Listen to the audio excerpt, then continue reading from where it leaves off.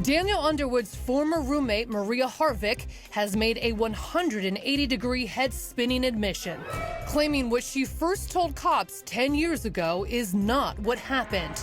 Daniel didn't commit suicide. His girlfriend, Rebecca Nelson, gunned him down. She had the gun, not him. But police in Sulphur Springs, Texas won't budge from their initial conclusion. There was gunshot residue on Daniel's left hand, but no significant amount on Rebecca at all. Daniel Underwood committed suicide. I really don't know where to go from here, but I really hope that something gets done about it. Now, Daniel's family may have new hope that something will get done. It comes in the form of a mysterious phone call to Daniel's sister Stacy from a husky-voiced woman, Jenny Perry. And now Jenny is telling Crime Watch Daily her spine-chilling story. I reached out just basically telling them that I had met Miss Nelson. She was a neighbor of mine back in 2012. It was 4 years after Daniel's death. Jenny and Rebecca are on the porch, engaged in idle chit-chat. Was she high that day? She was always high, just fidgety and bug-eyed and all that all the time. It was obvious she was on dope. Jenny says Rebecca began bragging about her arrest record, which includes driving on an expired license and failure to appear. But there's one thing not on the list she's just dying to share. And Jenny says this is no petty crime. She just proceeded to tell me, I could have gone for murder. And I just kind of looked at her and I was like, huh? And then she randomly unburdened herself to you? And she said, if it was up to my ex-fiance's mother, I'd be in prison right now. Jenny says that Rebecca went on to reveal every dirty detail of her relationship that led up to the shooting that terrible night. So she admitted to stealing his money? Yeah. Rebecca tells Jenny when Daniel discovered his bank account had been drained, things turned deadly. And she said he was threatening to kill me because I stole his money. And she said, so in fear for myself, I ran in the room and got his shotgun. And I came back out and we were standing in the hallway face to face. And she said she was handing him the gun, telling him, well, if you're gonna do it, do it.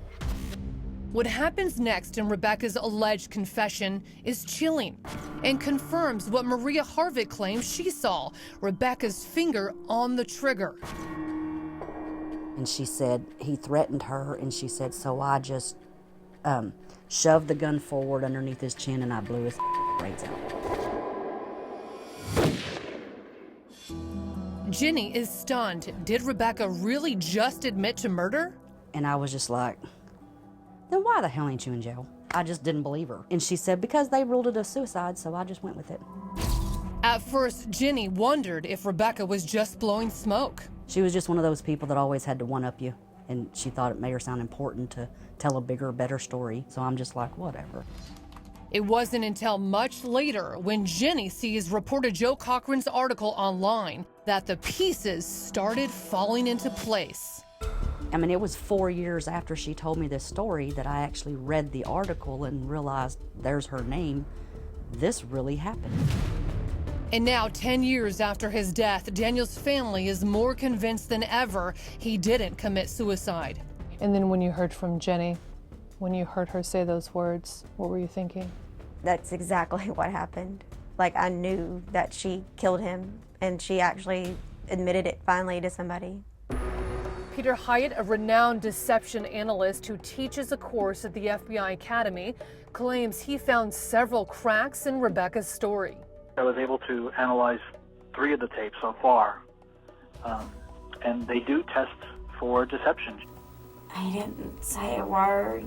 He just bent over and shot. I think that she was being deceptive about their relationship, about money, and in particular about holding the gun. She would not pass a polygraph, that's for sure. Rebecca Nelson has never been charged in Daniel Underwood's death, but with all of these new allegations, we desperately want to hear Nelson's side. So Crime Watch Daily tried to track her down. There was no answer at Nelson's last known address, so we went to her sister's house to see if she could help us find her. We're with Crime Watch Daily. We're here to talk to Rebecca. There's obviously a lot of weighty accusations against her. We always give every single person involved a chance to say what they have to say. It's really important that we have her a part of this, and so she can personally address the accusations. She actually really has no need to. That is a closed case that has been ruled received. Right, she is not a person of interest. You're correct. Right. So you guys have a wonderful day. And Is there any way I can leave my information to get a hold of her? I don't have any contact with my sister. Okay. Voice. So I see. You may not need to. Okay, thank you. The last time Rebecca Nelson made any statement about Daniel's death was 10 years ago in this police interview, and she clearly told detectives Daniel's death was a suicide. He didn't say a word. He just bent over and shot. Now the family is hoping this new information will force authorities to at least listen to the people speaking for Daniel and reopen the case. She thinks that she got the last word, but I think he needs to be heard. And Daniel's grieving family members say they won't stop until they feel Daniel gets justice. How long do you plan to fight it? My last breath. Now, we want to hear from you. Do you think Daniel Underwood committed suicide? Join the discussion right now on our Facebook page.